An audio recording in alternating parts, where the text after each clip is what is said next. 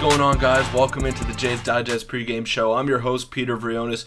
No Nick Gosse again today, but he will be back for the foreseeable future. I mean, he's just very busy today. He's caught up, but he will be back for the post-game reaction video. What's going on, Shane? What's going on, Jacob? Thanks to each and every one of you that are in here right now. I'll wait for you all to trickle in before I get into the lineups for the two teams. No belt, no belt, no belt, no belt. Yep, Matt, that's right. That's right. A little spoiler for what we're about to see in the lineup. But how you guys doing today? A little rainy where I'm at here in Montreal. Not the greatest of days, but if you're a sports fan, a ton on today. There's NHL playoffs, NBA playoffs. There's obviously the Blue Jays, which I'll be watching before all those other games get underway. But yeah, this is a good day to be inside over here for me, and I'm not complaining. I'm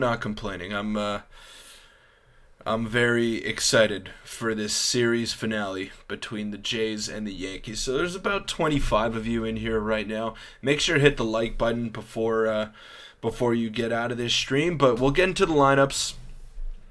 And a little bit of a new look lineup today for the Jays. Something that we haven't seen too much of. And I think this is the best lineup that they are able to put out, in my opinion. So George Springer leading off in right field. Bo Bichette batting second, playing shortstop. Vladimir Guerrero Jr. at first base, batting third. Dalton Varsho back in the cleanup spot in left field. Matt Chapman batting fifth at third base. Alejandro Kirk DHing, batting sixth. Whit Merrifield batting seventh at second base.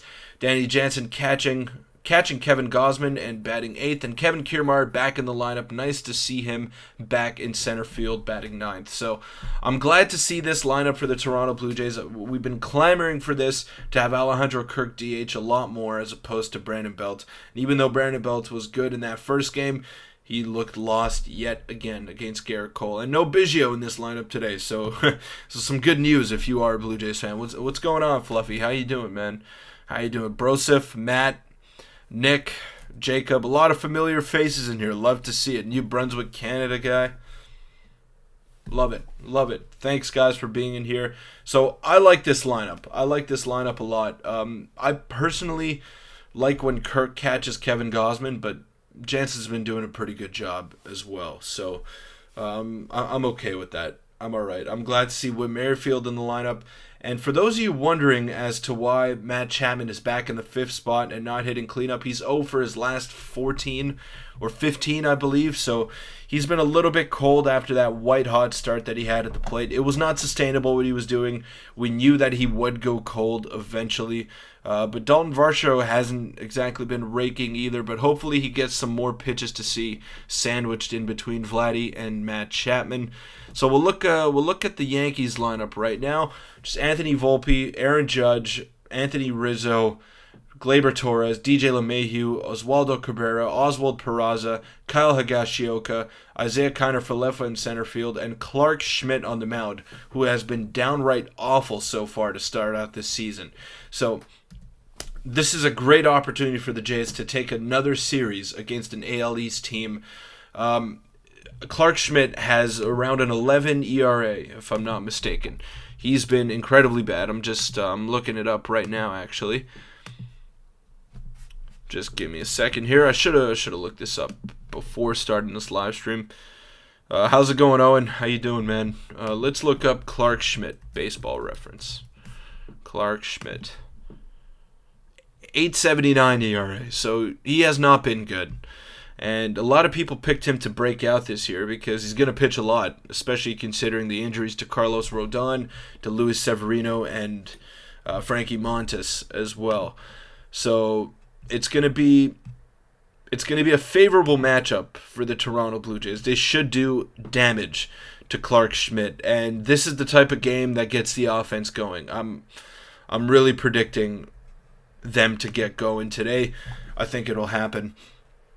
I prefer Jansen behind the plate over Kirk. Better arm and fielding. Yeah, I'm with you. I'm with you, Jacob. But Kirk's just a little bit more familiar with Kevin Gausman. He caught the majority of his starts last season, so I think that's probably why I would lean Kirk in this matchup, but I don't mind it. You got to get Danny Jansen back in the lineup after what he did yesterday. That clutch pinch hit home run. It was great to see him finally stroke one out of the ballpark, and nice. It was nice to see. Series win today. That's the goal. I mean, the Jays have the advantage today. They are the favorite to win this game, and they should win. Clark Schmidt has been downright horrible. And then obviously Kevin Gausman was not good last time out against who was it even against? Why am I blanking right now? The Astros. He was not good against the Astros, but I'm not worried. I think that was a one-off for Kevin Gausman. That's exactly what the regular season is. Win each series. Don't have to win 12 in a row. Just keep winning 2 out of 3 and 3 out of 5, and you'll have an amazing year, plus win a few rounds in the playoffs. Well, regular season victories don't correlate to playoff wins, and we know that firsthand. The Blue Jays did well last year of winning a lot of series, but they weren't able to sweep too much. I think they've lost like the past 9 series where they had opportunities to sweep, so that's all right, though. You got to win this series, especially against divisional opponents. They already took 2 out of 3 against Tampa. Taking 2 out of 3 against the New York Yankees would be huge. It would be huge. So let's get into the best bet for today. Sorry about that, guys. We'll get into the best bet. No, that's not it. There we go. So currently I am 1-2 on the best bet of the day. Hopefully we can even that up and get back to 500 after today. And I kind of alluded to it. I'm riding with the Jays offense today. I think they're going to explode. This is the kind of game that allows them to explode and get into one of those Jays-type rhythms that we've seen over the past couple of years. So I'm going to go Blue Jays -1.5. So to win by 2 or more runs today, which is coming in at pretty good value, plus 125. I like that. With Kevin Gausman on the mound, opposed by Clark Schmidt, who has not been good this year, I think the Jays are going to explode offensively, score a lot of runs today. I don't think it's going to be a blowout, but I think the Jays do win this game by 2 or more runs. Give me a break, Nick. Give me a break. Come on now. Come on. I'm doing the best I can here. I'm no Nick Gosse with the technical side of things, but it's the way things roll. That's the way things roll around here. So I'm going to go Blue Jays -1.5 for my bet of the day, and tail it with caution because I'm 1-2. I have a losing record. I don't want to feed you guys false information. Obviously, we don't know what the outcome of the game is going to be. If we did, I would be a rich man, but fortunately, I am not. So, yeah, tail that with caution if you want to. But, yeah. I know, Nick. I know. So let's get into the third topic here, which is the rapid fire questions. And I came prepared with a couple for you guys to answer today.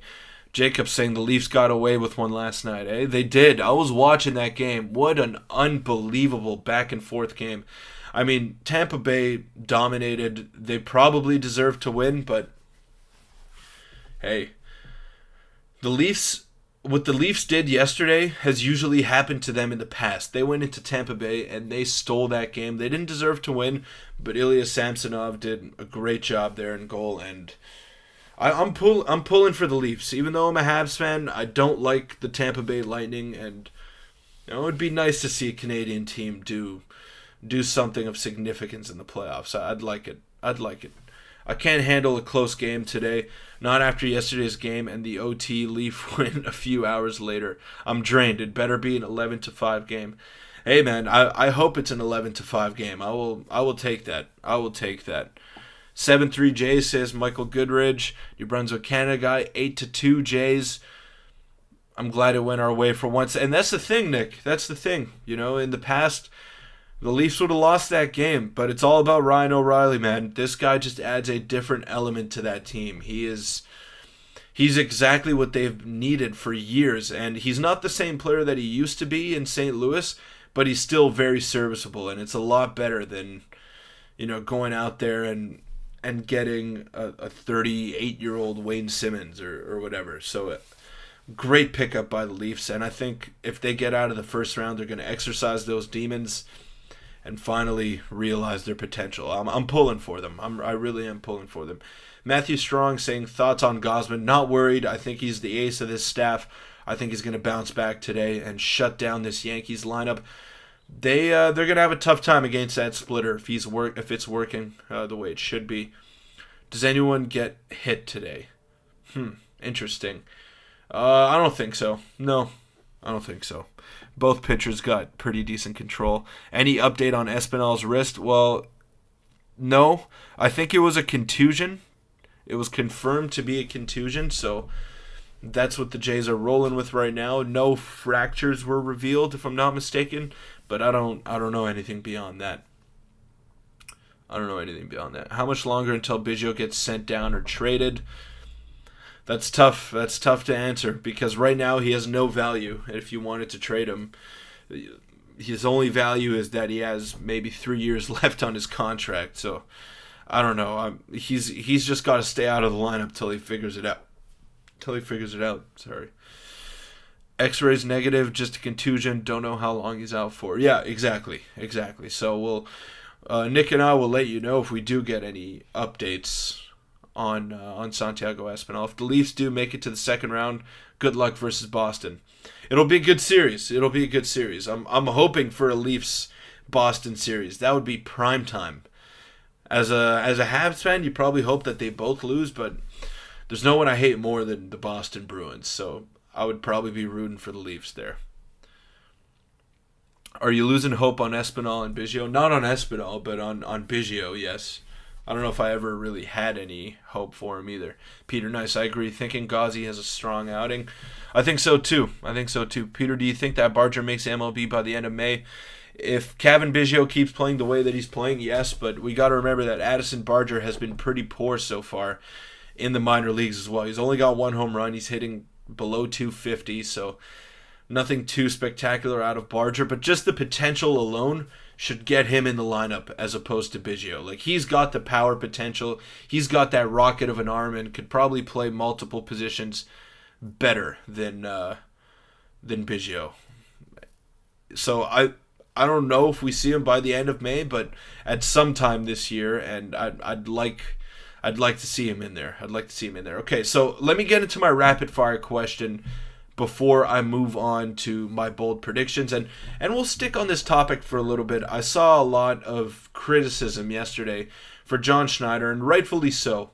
He has not been very good this year, but my theory is that he's trying things out early on in the season, because once you get to the playoffs, you're going to need more than just 2 or 3 relievers that you can trust. And right now, the relievers that I trust are Eric Swanson, Jordan Romano, and Zach Pop. Those are the 3. Jimmy Garcia has not been good. So I think John Schneider is trying to find those guys that he can trust with regularity in the important high leverage situations. So my question to you, the rapid fire, I'll pop it up one more time here. I did pop it up already, so I can't do that again. But the rapid fire question for you guys is John Schneider on the hot seat? And if he is, why? So let me know. I'm going to read out your guys' comments here live on stream. Shout out to the 50 people that are in here right now. Make sure to hit the like button as well. Let's keep this rolling. I'm not sure how many likes we're at. We are at 10 likes. So let's get that to 20. Come on now. Let's get that to 20. That's doable. We can do that. So let me know. My question to you guys, John Schneider, is he on the hot seat or not? Let me know. Shane Turner saying, yes, Barger, left-handed hitter, right-handed thrower. If Jays pay Ohtani $50 million a year, it will take up the $40 million a year they will have to pay Vlad. Well, I haven't seen any rumors of Ohtani coming to Toronto, but I don't know where you're getting those sources, but I'd love to see that. We need to work on our bullpen. Could we get more bullpen with trade? They can, but who would they trade? That's the important question. For whatever reason, Romano seems to be terrible in non-save situations. I think I have a theory on that. Most closers do not look good in non-save situations, just because the intensity is not quite there. Like, they don't. Roberto Osuna, when the Blue Jays had him, he was awful in non-save situations. And then whenever he would come in for the save, he was lights out. So for whatever reason, closers just aren't wired to be put into non-save situations. I guess it's a good and bad thing. Shout out to Connor Tamalti over here, one of my guys back in Montreal here. Montoya was afraid to make changes to his lineup. John Schneider is moving things around a lot. Is there a good middle ground with this group? I personally like John Schneider, and it's a little early before I dismiss him in a sense. So yeah, I think he is overthinking a little bit so far in the season, but I haven't. I don't know. I wouldn't necessarily put the losses on him early on. Like the team's got to start hitting and the team's got to start pitching better. It's just as simple as that. And a manager can only do so much. Over the course of a season, a manager will probably win you 2 games or 3 games, and they could easily lose you 2 or 3 games, but not much more than that. They're not the ones playing.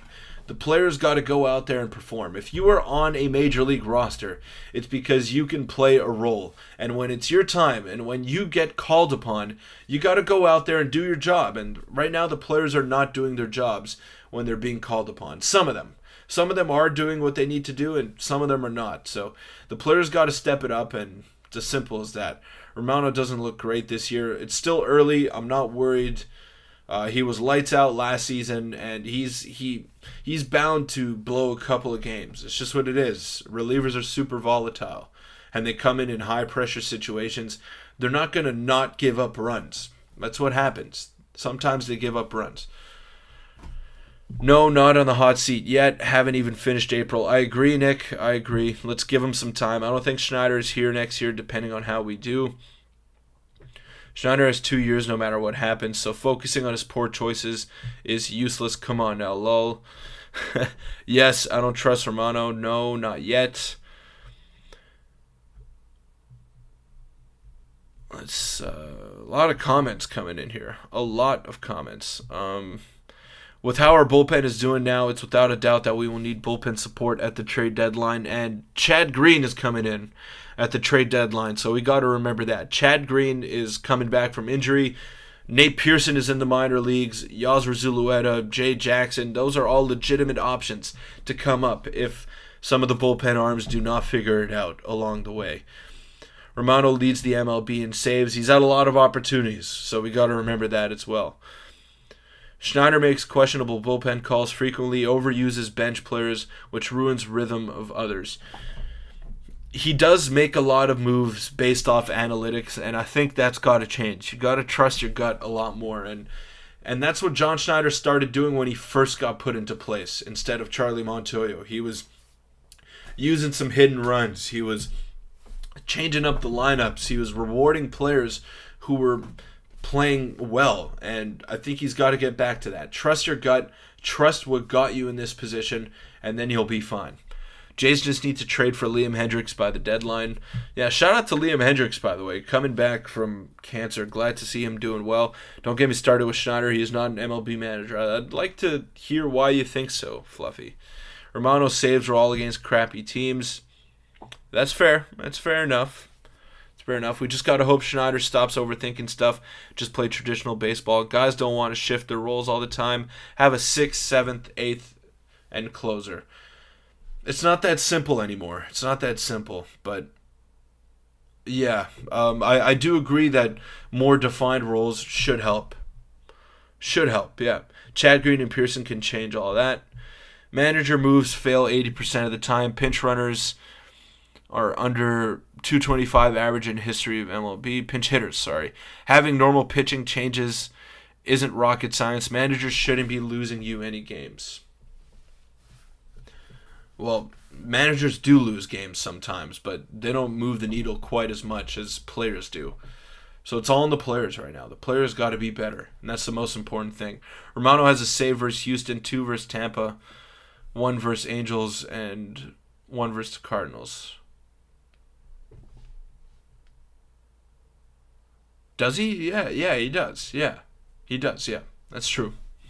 Cardinals aren't playing great right now. Neither are the Angels, but yeah, that's true. That is true. He needs to pitch Swanson more too. That I agree with. That I can get behind. Eric Swanson not being in the game more often is something that is very puzzling to me, and that kind of gets me frustrated. You traded a middle of the order bat, and now your offense is struggling for a guy that is going to be a shutdown 8th inning or 7th inning guy, wherever you want him, and you're not even pitching him. And the situations have called for it. You need to get Eric Swanson in there. I predict that he will pitch today, and he's got to get in there more often. You got to use him. He's got to be a workhorse for you. Hey, Peter, hopefully Gosse gets some offense support today. I think he will. I predicted the Jays to win by 2 or more runs today. That's my best bet of the day. Jays -1.5. And, yeah, I'm predicting an offensive breakout against Clark Schmidt. He's been very bad for the New York Yankees. For those of you that just got in here now, let me pop this up. This is the Blue Jays lineup. Springer, Bichette, Guerrero, Varsho, Chapman, Kirk, Merrifield, Jansen, and Kiermaier with Kevin Gausman on the hill. And this is the New York Yankees lineup. Anthony Volpe, Aaron Judge, Anthony Rizzo, Gleyber Torres, LeMahieu, Cabrera, Peraza, Higashioka, Kiner Falefa, and Clark Schmidt on the mound. So their best lineup against the Blue Jays' best lineup. It's all about the pitching today. Who's going to win the edge? Who's going to get that edge? And it's between Gausman and Schmidt, and I'm heavily leaning towards Kevin Gausman. We need our offense to help our pitcher staff some leeway. Yep. That's the big thing. It's if the offense can come through. They have not been able to hit with runners in scoring position, and that's been the Achilles heel so far this season. That was the Achilles heel early on last year. The Jays got to figure that out, and they're not going to win games 10-1 in the playoffs. They're going to win those closely contested ball games. And in order to do that, you got to manufacture runs, and the Jays have not been able to do that lately. They've been relying solely on the home run ball, and that's not how you win ball games. That is not how you win ball games. Jays started out bad with runners in scoring position last year, too. Once weather warmed up, so did they. Yeah, but they were still inconsistent. They would have those up and down games, and you want to see a little bit more consistency out of the guys, for sure. Can Swanson pitch long relief, maybe 2 innings at a time each appearance? I'm sure he can, but I think he's a lot more valuable in a high leverage role. Those innings are the toughest to get through, and that's what you want. That's what you traded him for. It's for those 7th and 8th innings, for sure. Does Swanson have injury history? No, not to my knowledge. He's been fairly healthy so far in his career, and he threw a lot last year with Seattle. Love Romano, but we've seen he's a closer, not a holder. He doesn't do anything good in tie games. Swanson should be the dedicated setup man. You're using him in tie games. I agree with that, Shane. I agree, and we touched on it. The Jays need to realize that closers, for whatever reason, just do not step up in non-save situations. And it's annoying. It's annoying because they're so dominant when the game is on the line, but then when the game's tied, they just, for whatever reason, they cannot figure it out. So, yeah, I would have probably threw Swanson out there in the 9th, especially against those lefties, but John Schneider did not lose that game yesterday. The hitters lost that game because they could not win. They could not hit with runners in scoring position. With how bad our bullpen has been, there's no way we're taking out Pop just to trial him in short starts. Whoa, they're not going to do that. They're not going to take Zach Pop out of the bullpen. When was that ever a discussion? Pop, Jimmy, and Simber are the other 7th, 8th inning guys if you can't use Swanson in the 8th. See, the problem there is that Jimmy Garcia and Adam Simber have not been good either. So the bullpen's got to step it up. They got to step it up. The starting pitching has started to get on a bit of a roll here. I think the bullpen will be fine. We saw what they could do last year in high leverage situations. I'm banking on some sort of a resurgence as the games roll along here, but yeah, the Jays just in general got to step it up. Let's hope the Yanks blow the game. Let's hope the Jays go out there and win the game. I want to see them hit. Enough of this relying on the other team not hitting or relying on shutting the other team down. Let's just hope the Jays have an offensive breakout game and can start to get on a bit of a roll here, because they're heading home tomorrow to take on the Chicago White Sox, and that's going to be a big series as well. Every series matters. Every series matters. It's not the playoffs. We aren't using Swanson in the fifth with the bases loaded. Yeah, I mean, what do you mean? What do you mean by that? Like, you only want to use him in high leverage? Matt St. Peter, I have the same next level towel you have in that background. Yeah, I was at the wild card games this year, unfortunately, and yeah, tough. It was tough, but you get a memory. You get a memory from it. So you hold on. You hold on to those memories, and is what it is. To win in the playoffs first, you must make the playoffs. I think the Jays are going to make the playoffs. I'm not worried about that. I mean, they're still on pace to win 94 plus games, I think. So I think they'll be fine. Anthony Bass needs to step it up. He was supposed to be that seventh inning guy. I don't know about seventh, but definitely sixth. He was probably supposed to be that sixth inning guy, and he's been awful so far. For whatever reason, he's just not looking good. He's not looking good. We might be in a situation where Trevor Richards is our best reliever. I don't think so. KK is the only clutch hitter so far. He's been very good. Why not give Varsho a game behind the plate? No use in doing that. He's been very good in the outfield. Owen asking, what would you rate the Teoscar Hernandez deal? I think it was an absolute steal. I wouldn't say it was a steal. It was a good trade for both teams. I think Teoscar Hernandez is a more valuable player, but they only have him for one season unless they re-sign him. So Eric Swanson is going to be here for at least 4 years, and I think that's where the Jays found value. He's a very good reliever, but relievers are not as valuable as middle-of-the-order type of bats. So Teoscar Hernandez, he started slow, but he's hitting 260 with 5 home runs, and he's been pretty good in the outfield so far. A lot of defensive runs saved, ironically. So I think he realized his shortcomings, and he's started to step it up out there. Bass is tweeted about who should clean up his kids' popcorn. Yeah, maybe he should focus on some pitching over here. If a relief pitcher won a Cy Young, who will win it? That's a good question. I'm guessing you're saying now? Current, so that's tough. A lot of good relievers. Maybe Manuel Clase. He's dominant. And if Edwin Diaz was healthy, then maybe Edwin Diaz. That's what I'm saying, though, Pete. Schneider needs to give the guys the roles, and if they fail, it's up to Atkins to get better guys. Move the roster around. Schneider is trying to overmanage. He is trying to overmanage. He is. And he's got to get better. He's got to get better, simply. But it's not just him that needs to get better. It's the entire team. Varsho is terrible behind the plate. That's why he's in the outfield. Yeah, he's not as good as the other two that they have. I mean, Varsho will only catch if the Jays absolutely need him to. But if someone gets hurt, like Alejandro Kirk or Danny Jansen, then I think Rob Brantley is going to get called up. I don't think they want to put Dalton Varsho behind the plate. The season is early. It usually takes players time to get going.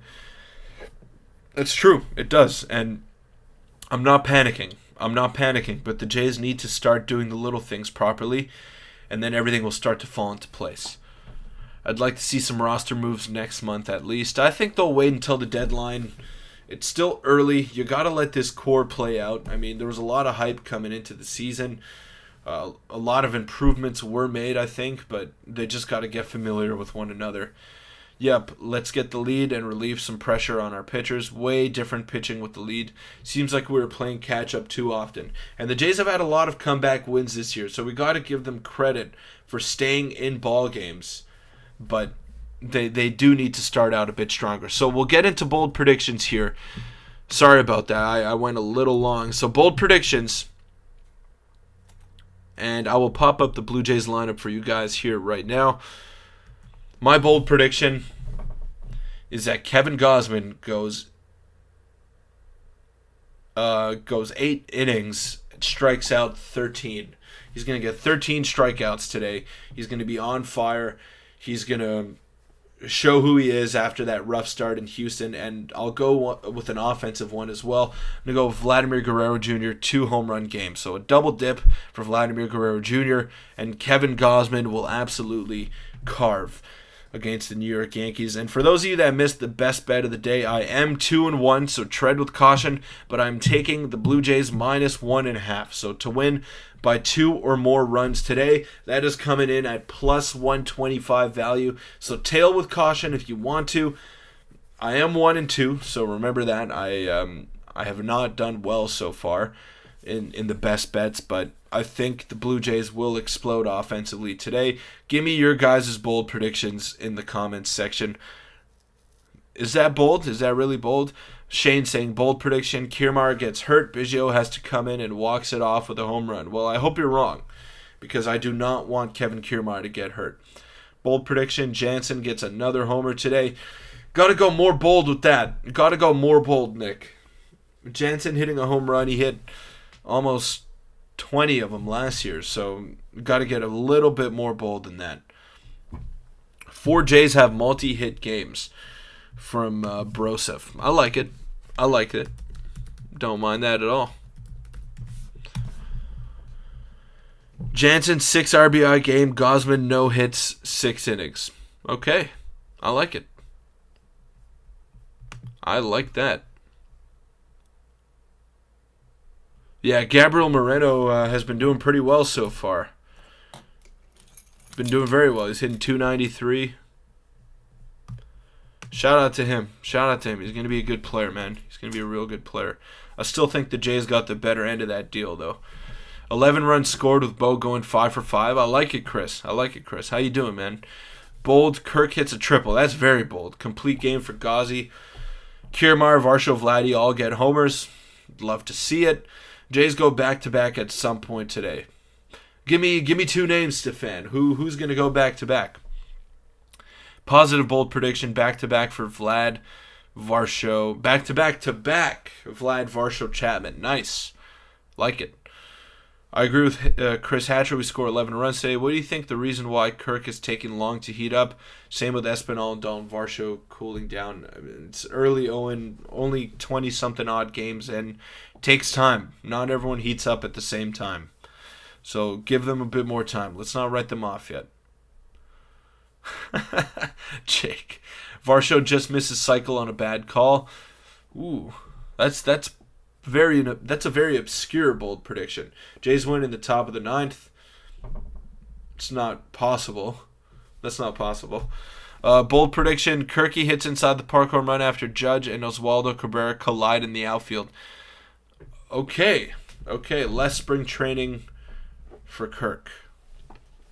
All right, so we're about a couple minutes away now from first pitch. Shout out to each and every one of you. It was a very successful stream. I've been loving doing these. Nick will be back for the post-game video, so don't forget that. He'll also be back for the pre-game live stream tomorrow and probably for the next 2 weeks. So thanks to each and every one of you. Enjoy the game wherever you are. Pretty rainy, ugly day in Montreal here right now, but I'm excited. I am excited for this contest. Clark Schmidt, Kevin Gausman about to go in 2 minutes here, so I'll let you all go. But thanks for all your support, and we will